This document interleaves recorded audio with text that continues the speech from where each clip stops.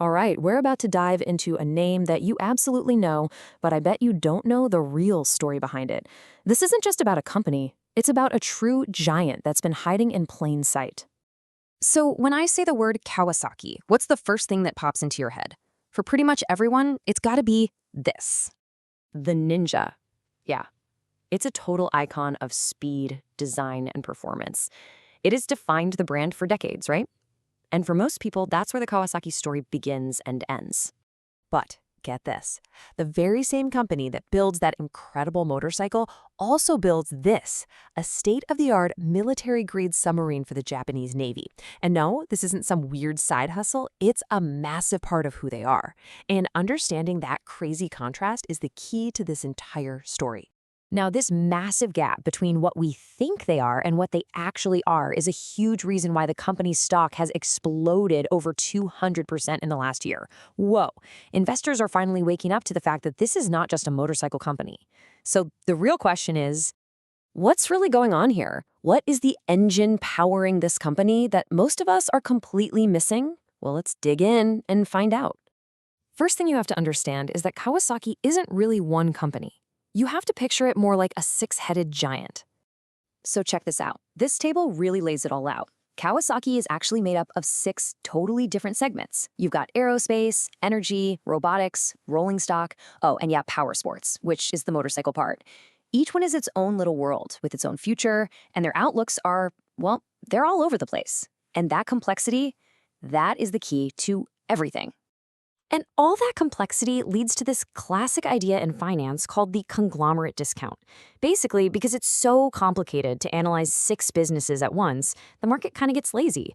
It just slaps a single price on the whole thing, which often ends up being way less than what all the individual parts are actually worth. It's like investors can't see the forest for the trees. So here's the crucial point. The motorcycle division, the one everybody knows, is also the noisiest.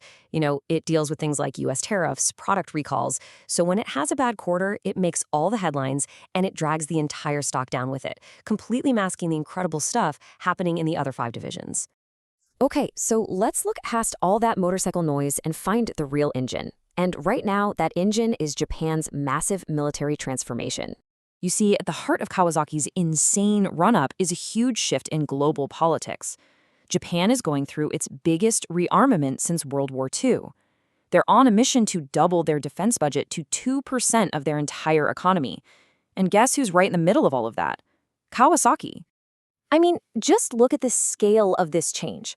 We're talking about a jump from around 6.8 trillion yen to over 11 trillion in just a handful of years. That is a gigantic wave of government cash, and it has to go somewhere. And a huge, huge slice of that pie is flowing directly to Kawasaki.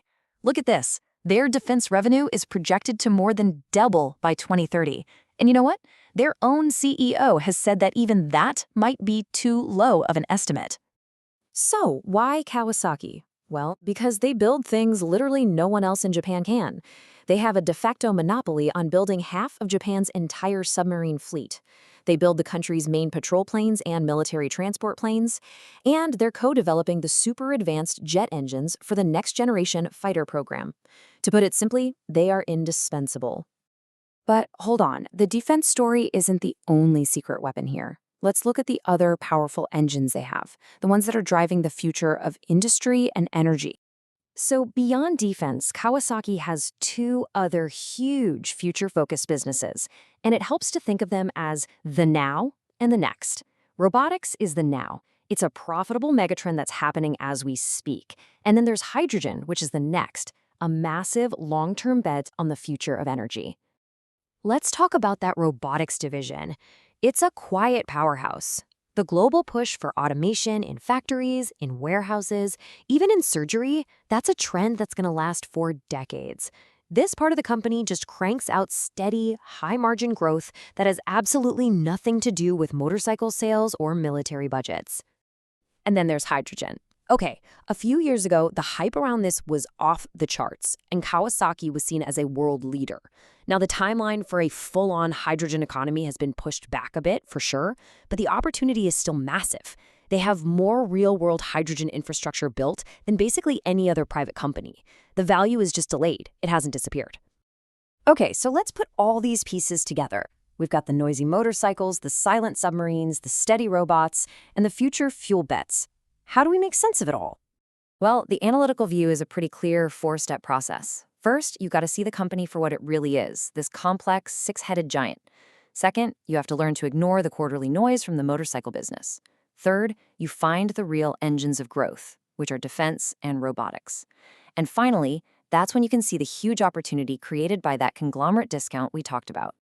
This quote just nails it, doesn't it? The key to the whole analysis is looking past the short-term noise of motorcycles to see the decades-long value being built in submarines and robots.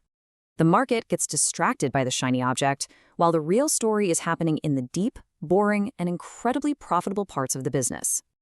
And that really leaves us with one last thought. The story of Kawasaki is a perfect lesson in looking deeper than a brand name. And it really makes you wonder, in a world full of these complex companies, how many other giants, just like this one, are hiding out there in plain sight?